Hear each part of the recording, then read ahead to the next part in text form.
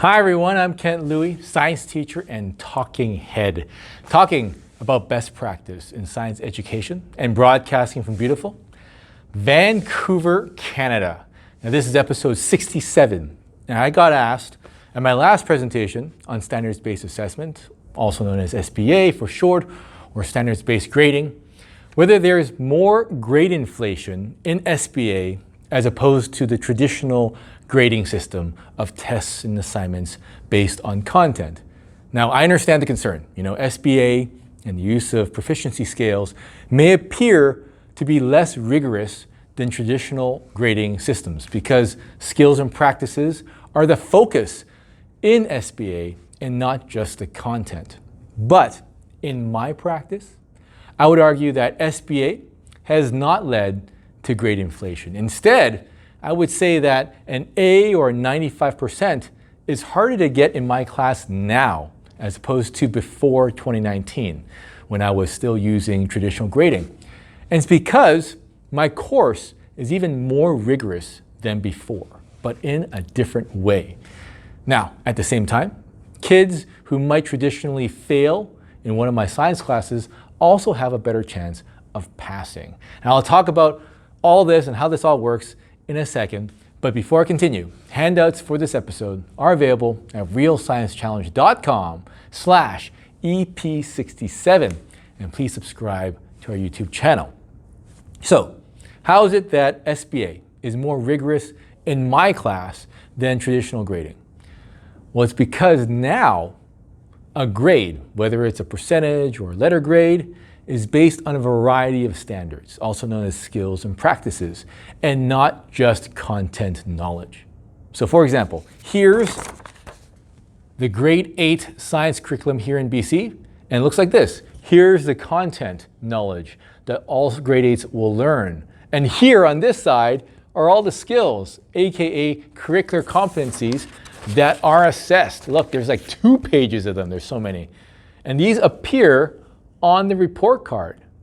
Thus, students who are traditionally good at just writing content-heavy tests are no longer going to do very well.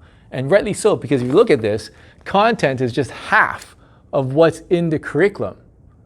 So for example, physics is generally a very calculation-heavy course. But with my physics tests, let's say this one right here, I not only assess students' ability to do calculations, which falls under processing analyze. See, here's a calculation right here. I also assess their ability to explain or predict or draw arguments or evaluate competing ideas through like an essay-style question, all of which falls under something like communicating, or sometimes it says question predicting on my test. Here's a question of it right here, an essay-style question. Thus, sometimes this happens where a student excels at calculations, process analyze, but struggles with explaining or applying what they know in words. And thus, this is why assessing physics is more rigorous, because now students need to know what the numbers and concepts and calculations actually mean and how they can be applied, and not just be able to perform a whole bunch of calculations.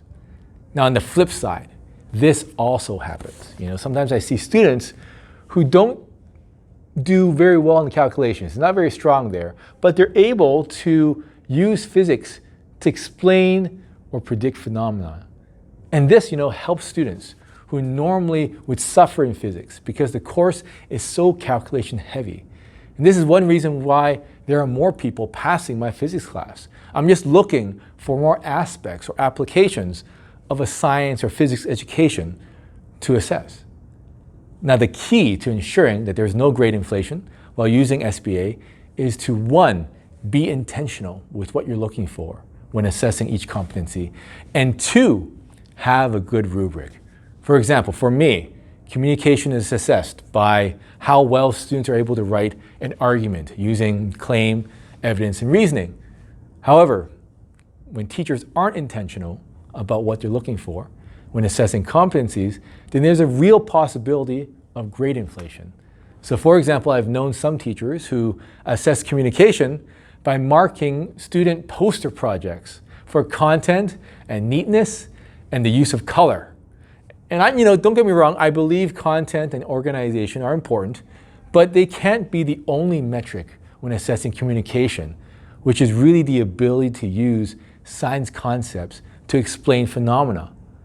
Now, without intentionally setting what we're looking for, we may end up assessing students on things unrelated to that skill, like the use of color or like how neat the writing is, which would result in grade inflation when using SBA. But it doesn't have to be that way. Be intentional and make it rigorous.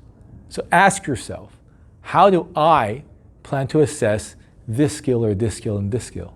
And what would students need to show to demonstrate to me a developing or extending proficiency on the proficiency scale?